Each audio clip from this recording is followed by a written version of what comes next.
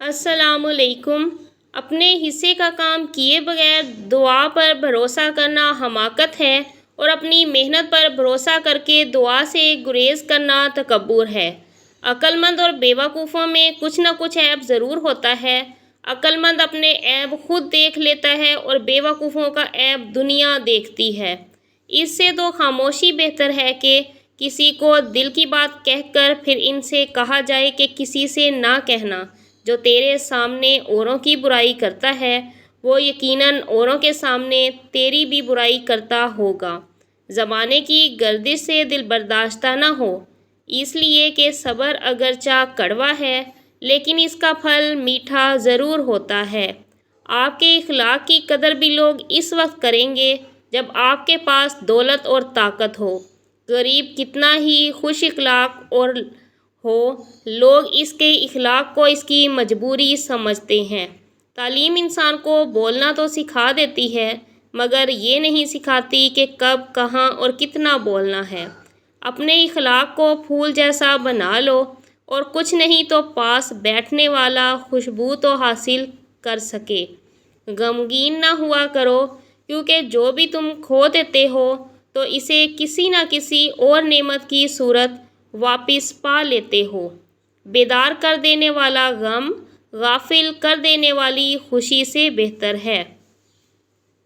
کامیابی حاصل کرو لیکن پیسے کے لیے نہیں بلکہ اپنی پہچان بنانے کے لیے۔ اپنی آواز کے بجائے اپنے دلائل کو بلند کیجیے۔ پھول بادل کے گرجنے سے نہیں بلکہ برسنے سے اگتے ہیں۔ زندگی میں کبھی خود کو کسی انسان کا عادی مت بناؤ۔ انسان بہت خود غرض ہے۔ جب آپ کو پسند کرتا ہے تو آپ کی برائی بھول جاتا ہے اور جب آپ سے نفرت کرتا ہے تو آپ کی اچھائی بھول جاتا ہے۔ 3 کام جو کسی کے دل میں آپ کی عزت بڑھا دیتے ہیں۔ نمبر 1 سلام کرنا، نمبر 2 کسی کو جگہ دینا، نمبر 3 اچھے نام سے پکارنا۔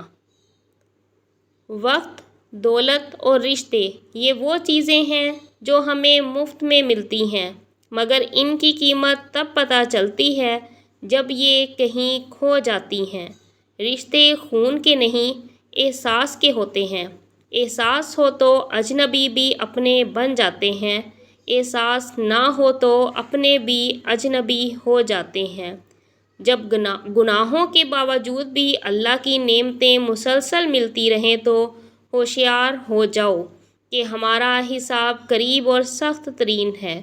کسی کے خلوص اور پیار کو اس کی بے وقوفی نہ سمجھو ورنہ کسی دن تم خلوص اور پیار تلاش کرو گے اور لوگ تمہیں بے وقوف سمجھیں گے۔ تنہائی میں گناہ سے بچو کیونکہ اس کا گواہ اللہ تعالیٰ خود ہوتا ہے۔ مومن وہ نہیں جس کی محفل پاک ہو، مومن وہ ہے جس کی تنہائی پاک ہو۔ لوگوں سے یاد کرنے کا شکوہ مت کرو کیونکہ جو انسان اپنے رب کو بھول سکتا ہے وہ سب کو بھول سکتا ہے۔ سب سے بڑا عیب یہ ہے کہ تم کسی پر وہ عیب لگاؤ جو خود تم